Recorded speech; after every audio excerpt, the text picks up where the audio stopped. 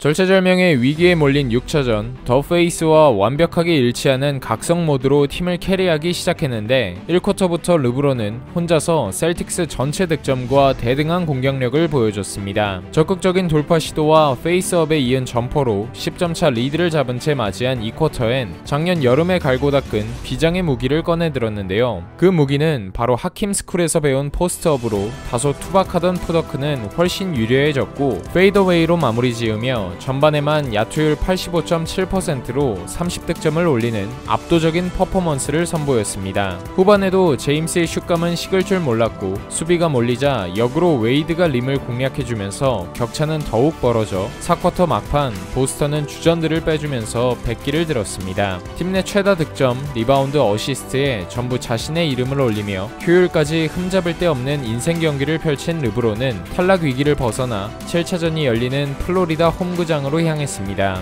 7차전에선 부상 복귀 이후 천천히 몸 상태를 끌어올리고 있던 보쉬가 30분 이상 출전하면서 르브론의 어깨를 한결 가볍게 해줬는데요. 라존 론도가 일찍이 10개의 어시스트를 정립하고 보스턴의 빅3가 모두 야투율 50%를 넘기는 등 전반전까지 마이애미가 추격하는 입장이었으나 르브론이 호쾌한 덩크를 터뜨릴 때마다 경기장의 분위기는 뜨겁게 달아올라 마치 마이애미의 승리가 확정된 것 같은 분위기였습니다. 홈팀은 이 분위기를 후반전에 그대로 이어간 반면 셀틱스는 분위기에 압도되어 리드를 빼앗겼고 승부처에서 너나 할 것 없이 불을 뿜은 빅3의 활약에 힘입어 101대 88로 승리를 쟁취해냈습니다. 2년 연속으로 오른 파이널에서 만나게 된 상대는 시즌 득점왕 케빈 듀란트와 장차 MVP 3명이 만들어질 오클라호마 시티 썬더였는데요. 원정에서 열린 1차전에서는 에이스 싸움에서 밀리고 러셀 웨스트브룩의 트리플 더블급 활약까지 겹쳐 11점차 패배를 당하게 됩니다. 그러나 마이애미는 쉽게 무너지지 않았는데요. 2차전에서 르브론은 그동안 약점으로 지적되던 자유투를 모두 성공시키면서 시종일관 역전을 허용하지 않았는데 듀란트의 맹렬한 추격이 이어졌던 4쿼터에 경기 종료 37초를 남기고 썬더가 2점 차까지 쫓아왔지만 다음 포지션에서 얻은 자유투 2개를 적중시켜 4점차 승리를 거뒀습니다. 원정 2연전에서 귀중한 1승을 일궈내고 홈에서 치르게 된 3, 4차전 두 경기 모두 4쿼터 막판까지 치열한 접전으로 이어졌는데 클러치 상황에서 경험치 차이로 승부가 갈렸습니다. 4쿼터 듀란트의 침묵에도 다른 선수들이 투혼을 발휘하면서 썬더는 턱 밑까지 추격해왔으나 보쉬와 르브론은 침착하게 경기 템포를 늦춰가면서 자유투를 얻어 격차를 다시 4점 차로 벌렸고 썬더는 다음 인바운드 패스 상황에서 결정적인 턴오버로 스스로 자멸했습니다. 4차전에서도 웨스트브룩의 대활약으로 격차가 벌어질 뻔한 순간이 여러 차례 있었으나 에이스답게 승부처에서 남다른 투지를 보여줬는데요. 4쿼터 중반 돌파를 시도하다가 넘어져 일어나지 못했던 역공 상황, 웨이드가 블락으로 공을 되찾아오자 바로 일어나 공을 건네받은 뒤 기어이 슛을 성공시키면서 2점 차로 달아났습니다. 이후 1분간 휴식을 취했지만 리드를 빼앗기자 곧바로 코트에 돌아와 3점 슛을 적중시키며 흐름을 끊어줬고 썬더가 어이없는 턴오버를 연발하는 동안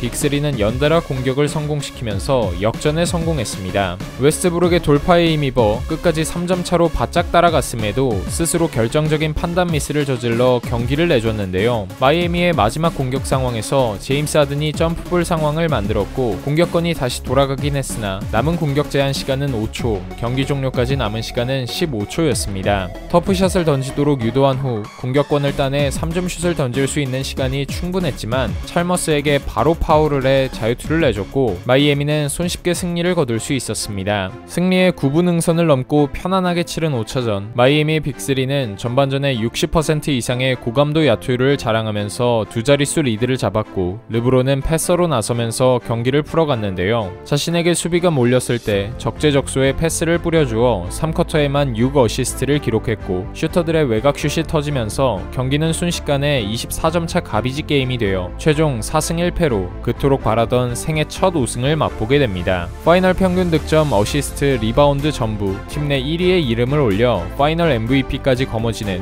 환상적인 시즌 마무리를 했는데 파이널 종료 이후 올림픽에서도 금메달을 목에 걸면서 마이클 조던 이후 역대 두 번째로 1년에 4개의 타이틀을 거머쥔 선수가 되었습니다. 뒤이은 12-13 시즌 커리어 최고의 야투율을 보여주면서 이견의 여지가 없는 커리어 하이 시즌을 보냈습니다. 장점인 킥아웃 패스를 잘 살려줄 수 있는 있는 레이 앨런이 영입되면서 팀 전력이 더욱 탄탄해졌고 야투율 60%를 넘기는 역대급 효율을 선보인 2월에는 7경기 연속 30득점 이상 경기를 만들며 연승 행진을 이어갔는데요. 2월 초에 토론토전을 시작으로 3월 말 올랜도전까지 27연승을 달리면서 2마리 토끼를 모두 잡았고 압도적인 득표율로 2년 연속 MVP를 수상했습니다. 플레이오프에서는 1라운드에서 미러키 벅스를 4대0, 2라운드에서 데릭 로즈가 빠진 시카고 불스를 4대1로 꺾으면서 우승을 향한 순항을 이어가다 인디애나에게 고전했는데 서로 1승씩 주고받으면서 7차전까지 가는 접전 승부를 펼쳤습니다. 조지가 엔드원 플레이를 만들어내면 르브론은 그를 앞에 두고 버저비터로 맞받아치는 등 시리즈 내내 치열하면서도 멋진 에이스 간의 쇼다운을 보여줬는데 결국 르브론이 32점을 폭발시키면서 7차전을 잡아내고 3년 연속 파이널 진출에 성공하게 됩니다. 파이널에선 6년 전 아픔을 안겨준 샌안토니오 스퍼스를 만나는데 카와이 레너드, 데니 그린 등 신예들에게 많은 득점을 헌납한 반면 르브론은 마치 6년 전처럼 얕은 안조를 겪으며 2승 3패로 엘리미네이션 위기에 몰리게 됩니다. 6, 7차전이 모두 마이애미의 홈에서 열린다는 것을 위안 삼았으나 6차전에서 르브론은 3쿼터까지 야투율 25%, 14점에 묶이면서 무기력하게 10점 차로 끌려가고 있었고 시리즈 최고의 3점 슛감을 보여주고 있던 그린을 보쉬가 수비하느라 마이애미의 골밑은 덩컨의 놀이터가 되었습니다. 다행히 침묵을 깨고 4쿼터부터 깨어난 에이스는 공수 양면으로 놀라운 퍼포먼스를 보여줬는데 4쿼터에만 16점을 몰아치면서 경기 종료 6분여를 남기고 동점을 만들어버렸습니다. 그러나 경기가 1분 안쪽으로 접어들었을 때 두 번의 공격 실수를 저질러 28초를 남기고 5점 차로 다시 점수가 벌어지게 됩니다. 스퍼스의 우승이 99% 확실해 보였던 순간 르브론은 침착하게 3점 슛을 성공시키면서 점수차는 3점이 되었습니다. 다음 공격권에 공을 받자마자 던진 제임스의 3점은 림을 빗나갔지만 이 공이 레이 앨런에게 연결되면서 2010년대 최고의 명장면인 더샷이 터져 5초를 남기고 극적인 동점을 만들었습니다. 결국 연장전 끝에 3점차 짜릿한 승리를 일궈낸 마이애미의 기세는 한껏 달아올랐고 에이스의 역할이 어느 때보다 중요해지는 7차전 르브론은 슛감을 완벽히 되찾았습니다. 스퍼스는 외곽을 일부러 비워두는 세깅 디펜스를 가져왔으나 전혀 흔들림 없이 3점 슛만 5개를 적중시켰고 37득점, 12리바운드를 기록하는 엄청난 기량을 뽐냈습니다. 마지막 27초를 남기고 격차를 4점으로 벌리는 미드레인지 점퍼를 성공시켜 승부의 쐐기를 박았고 2년 연속으로 우승과 함께 파이널 MVP를 수상하며 서력에 성공했습니다. 그 다음 시즌은 왕조의 기준으로 여겨지는 3핏 달성을 목표로 삼아 힘차게 달렸는데요. 정규 시즌은 인디애나 페이서스에 밀린 동부 2위로 마무리했지만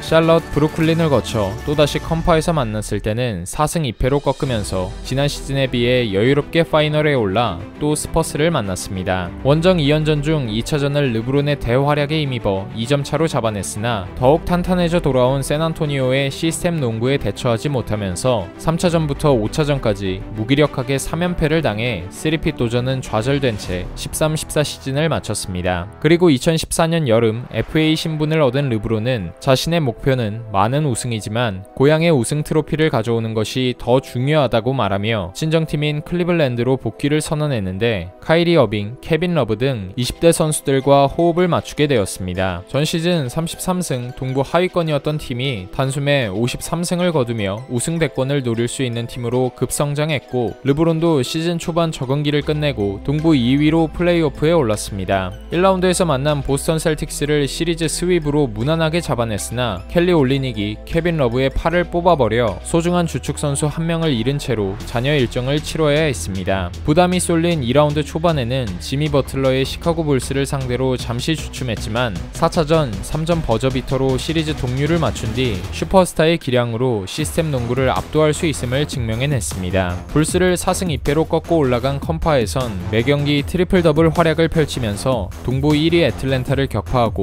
파이널로 직행했는데요.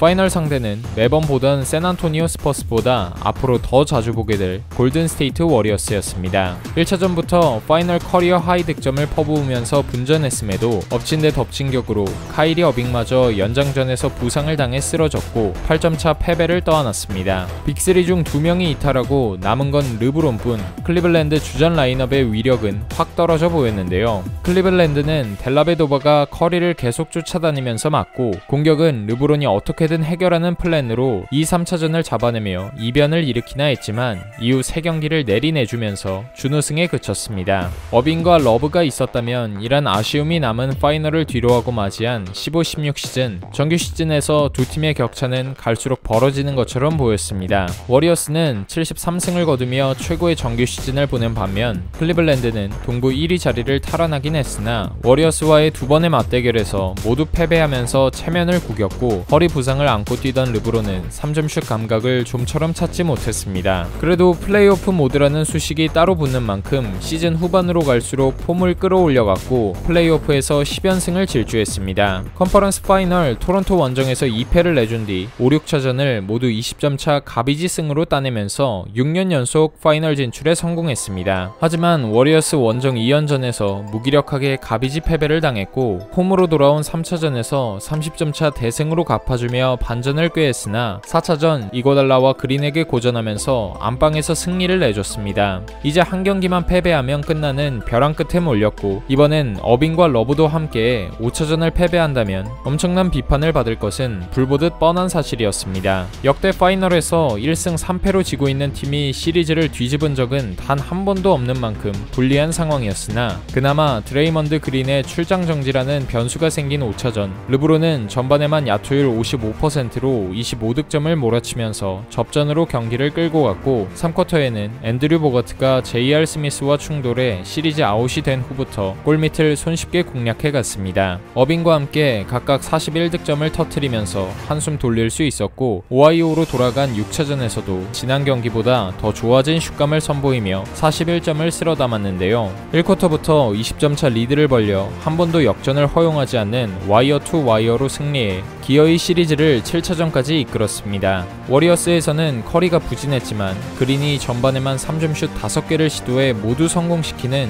믿기 힘든 정확도를 보여주면서 7점 차로 앞서 나갔습니다. 그러나 르브론이 수비에서 제 몫을 해주고 어빙이 3쿼터에 12점을 올리면서 치열하게 따라붙었는데요. 팽팽하게 흘러간 경기는 89대 89에서 스코어가 얼어붙었고 경기 종료까지 남은 시간은 1분 50여 초. 절호의 속공 기회를 잡은 워리어스가 이고달라에 의해 손쉽게 균형을 깨나 싶었으나 그새 엄청난 속도로 달려온 르브론이 믿기 힘든 블락으로 막아냈고 더 블락으로 회자되는 레전드 수비에 이어 어빙이 커리를 앞에 두고 더 샷을 성공시키면서 리드를 잡아왔습니다. 이제 남은 시간은 30여 초. 클리블랜드는 워리어스의 공격 시도를 막아냈고 이후 르브론의 자유투를 끝으로 4점차 극적인 승리를 거두게 됩니다. 고향 팬들의 우승 갈증을 해소시켜줘야 한다는 압박감을 커리어 13년 만에 아주 극적으로 떨쳐낸 그는 경기 종료 후 눈물을 감추지 못했고 감격스러운 마음을 두고두고 회자될 말들로 풀어냈습니다. 이렇게 52년 만에 우승 가뭄을 해소시켜준 르브론은 이제 현역 최고는 물론 역대 탑5에도 거론되는 레전드 반열에 합류하게 됩니다. 이후 클리블랜드에서 2시즌을 더 보내면서 10년 연속 퍼스트팀에 선정되는 대기록을 남겼고 2017년, 2018년 모두 팀을 파이널로 이끌었습니다. 특히 2017년 여름 카이리 어빙을 보스턴으로 떠나보내 2018년 플레이오프에서 르브론의 어깨는 더 무거워진 상태였음에도 나이가 무색한 최고의 퍼포먼스를 펼쳤는데요. 동부 4위로 정규 시즌을 마무리한 클리블랜드는 프롬 내내 르브론 고 전술을 시전하며 선수 한 명에게 지나치는 의존도를 보였고 1라운드부터 인디애나와 7차전까지 승부를 결정짓지 못했습니다. 주축 선수 7명이 평균 2자릿수 득점을 올리는 고른 득점 분포가 이뤄진 인디애나를 상대로 각성한 르브론은 2차전에서 1쿼터부터 20득점을 몰아치면서 경기를 접수했고 이 경기에서 팀 득점의 절반을 책임지며 원맨 캐리로 승리를 쟁취했습니다. 1승씩 번갈아 주고받으면서 간 5차전에서는 다시 한번 40득점 퍼포먼스와 함께 팀 내 최다 리바운드 어시스트까지 곁들였고 95대 95로 경기 종료 3초를 남겨둔 시점 3점 버저비터를 적중시키면서 아름답게 경기에 마침표를 찍었고 7차전에서 인디애나의 집중 견제를 받았음에도 메인 볼핸들러와 득점원 역할을 동시에 수행하면서 45득점을 퍼부어 1라운드를 통과했습니다. 2라운드에서는 1차전부터 승부를 연장으로 끌고 가는 결정적인 페이더웨이를 적중시킨 끝에 1점차 역전승을 거두며 산뜻하게 출발했고 다음 경기에선 그동안 부진했던 케빈 러브의 득점력까지 살아나 드로잔과 라우리가 잠잠했던 토론토를 완전히 압도했습니다. 3차전에서는 토론토가 경기 종료 8초를 남기고 동점을 만들며 끈질기게 추격해봤지만 르브론이 손쉽게 러닝 플로터를 적중시키면서 희망을 꺼트렸고 했고 결국 4차전까지 압승을 거둬 토론토 선수단에게 울어도 될 법한 악몽을 선물하고 컨퍼런스 파이널에 올랐는데요. 상대는 어빙이 1옵션을 하겠다고 떠났으나 정작 어빙이 빠져도 순항 중이던 보스턴 셀틱스. 앞서 상대한 두 팀과 다르게 보스턴에게는 원정에서 모두 패배하면서 2승 3패로 시리즈 흐름을 내주고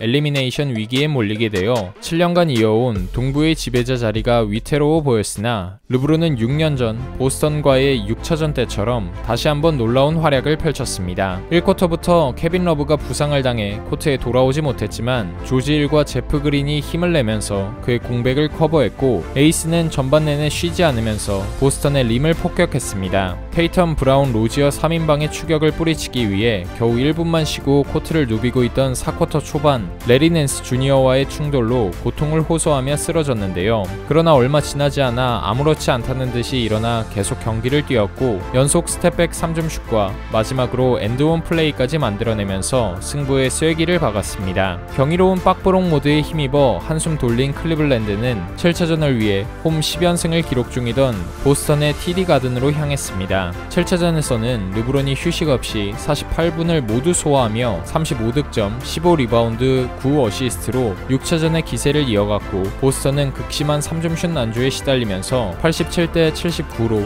클리블랜드가 승리를 가져갔습니다. 이로써 클리블랜드는 4년 연속, 르브론은 8년 연속 파이널 진출이라는 대업을 이뤄냈고 파이널 상대 역시 4년 연속으로 만나는 워리어스였습니다. 1차전에서 더 이상 잘할 수 없을 정도의 최고의 경기를 펼쳤는데요. 51득점, 8어시스트, 8리바운드를 기록하면서 본인 파이널 최다 득점 기록을 또다시 갈아치웠으나 모든 걸 뛰어넘는 J.R. 스미스의 역주행 퍼포먼스로 인해 4.5초가 남은 상황에서 공격권을 허무하게 날리고 연장전으로 가게 됩니다. 멘탈이 나간 채로 치른 연장전에서는 결국 10점 차로 허망한 패배를 맛보고 그 후 3경기를 내리 패배하면서 르브론의 원맨쇼는 다소 허무하게 막을 내렸습니다. 이후 18-19 시즌 시작 전 세 번째 FA를 맞은 르브론은 클리블랜드를 떠나 레이커스와 계약을 맺으면서 NBA 16년 차에 처음으로 서부 컨퍼런스에 입성하게 되는데 시즌 초반에는 약간 부진했지만 얼마 지나지 않아 30대 중반임에도 여전한 기량을 보여주면서 서부 최하위권이던 레이커스를 5할 승률대로 끌어올렸습니다. 그러나 금강불개라 여겨지던 그가 워리어스와의 크리스마스 매치에서 사타구니 부상을 당해 한 달 넘게 경기를 결장했고 복귀한 후에도 확실히 경기력이 떨어져 엄포를 놓았던 플레이오프 진출에는 실패하고 말았습니다. 르브론도 이제 하락세다 라는 말이 많았지만 오히려 9년 만에 파이널 출전을 하지 않으면서 긴 휴식 기간을 가질 수 있었고 19-20 시즌을 앞두고 감독과 선수단이 싹 바뀌게 되어 순식간에 우승 대권팀으로 변모했는데요. 지난 시즌보다 배로 업그레이드된 수비력을 선보이며 연승 행진을 달리기 시작했고 앤서니 데이비스라는 믿고 맡길 수 있는 조력자가 생기자 평균 득점과 리바운드의 양은 지난 시즌보다 줄었지만 포인트 가드로 공격을 조립하면서 커리어 하이인 평균 10.2개의 어시스트를 뿌려 어시스트 왕에 오르기까지 했습니다. 1월 말에는 레이커스의 레전드 코비 브라이언트의 통산 득점 기록을 넘어 통산 득점 3위에도 이름을 올렸는데요. 갑작스럽게 레전드를 떠나보내는 슬픔을 겪은 뒤 더욱 심기일전한 레이커스와 르브론은 플레이오프에서도 압도적인 경기력을 보여줬습니다. 1라운드 상대는 버블에서 폭발적인 활약을 보여준 릴라드가 있는 포틀랜드였는데 레이커스의 3점슛 성공률이 말을 듣지 않으면서 1차전을 내주게 됩니다. 그러나 2차전부터 슈터들이 살아나고 르브론과 AD가 리그 최고의 듀오다운 활약으로 인사이드를 폭격하면서 손쉽게 4연승을 거두고 4승 1패로 2라운드에 올랐습니다. 2라운드에서도 하든과 웨스트브룩의 휴스턴을 상대로 1차전은 내줬지만 스몰 라인업으로 맞불을 놓으면서 페이스 싸움에서 밀리지 않았고 기동성에 더해 근소한 높이의 우위까지 점하고 있던 레이커스가 다시 4연승을 달리며 컨퍼런스 파이널에 올라가게 되는데요. 컨파에서는 모두의 예상을 뒤엎고 우승 후보 클리퍼스를 잡아낸 덴버 너게츠와 맞붙게 되었는데 르브론은 시리즈 평균 27득점, 10.4 리바운드, 9어시스트를 기록하면서 경기 운영과 수비에 좀 더 치중하자 데이비스는 매경기 30점 이상을 기록하면서 펄펄 날았습니다. 결국 동부보다 치열하다고 여겨지던 서부 프롭에서도 세 시리즈 모두 4승 1패로 순조롭게 통과해 파이널에 올랐고 예전 소속팀이었던 마이애미 히트와 정상에서 제외 제외했습니다. 1차전부터 르브론은 쾌조의 야투율을 보여주면서 트리플 더블급 활약을 펼쳤는데 상대 주축 선수인 드라기치와 아데바요가 부상을 입으면서 공수 양면으로 헐거워지자 마이애미의 지역 방어를 데이비스와 함께 쉽게 공략해냈고 18점 차 대승을 거뒀습니다. 2차전에서도 부상을 입은 마이애미의 두 선수는 나올 수 없었고 외곽 슛에 치중한 양궁 농구로 맞섰으나 레이커스가 3점슛 외에 모든 부면에서 앞서면서 인사이드를 무너뜨렸는데 르브론은 33득점, 9리바운드, 9어시스트, 0턴오버로 깔끔하게 경기를 마무리 지었습니다. 그러나 남다른 의지를 보여주는 상대팀 에이스 지미 버틀러의 투혼이 경기력으로 발휘된 3차전과 5차전은 아쉽게 내주면서 승부가 6차전까지 이어졌는데요. 뒤이은 6차전 보겔 감독은 카루소를 주전 라인업에 포함시켜 빠른 공격 템포를 가져갔는데 르브론이 초반부터 상대 골밑을 박살내면서 정확하게 맞아떨어졌고 슈터들에게 열린 공간도 잘 봐주면서 10개의 어시스트를 곁들였습니다. 이 쿼터가 끝난 시점 점수차는 30점 차로 벌어져 있었고 마이애미가 끝까지 추격을 시도해봤지만 르브론은 후반에도 17점을 올리면서 꾸준히 찬물을 끼얹었습니다. 4쿼터 막판 턴오버 하나 없이 완벽한 경기를 펼쳐 결국 레이커스는 우승을 차지했고 여전히 건재함을 시리즈 내내 경기력으로 보여준 그는 커리어 4번째 우승과 함께 4번째 파이널 MVP를 거머쥐게 됩니다. NBA 역사상 유일하게 3개의 팀에서 파이널 MVP를 석권한 르브론은 이번 20-21 시즌에도 커리어 중 가장 짧은 휴식 기간을 취하고 왔지만 여느 때와 다를 것 없이 MVP 후보로 거론되는 등 꾸준하게 리그 최고의 선수로 활약하고 있는데요. 갑작스러운 데이비스의 부상 공백으로 주춤하고 있는 레이커스를 과연 2021년에도 챔피언의 자리로 이끌 수 있을지 슈퍼스타의 자리를 19살 때부터 36살까지 꾸준히 지키고 있는 그가 앞으로 얼마나 더 많은 역대 1위 기록들을 석권할지 기대가 됩니다.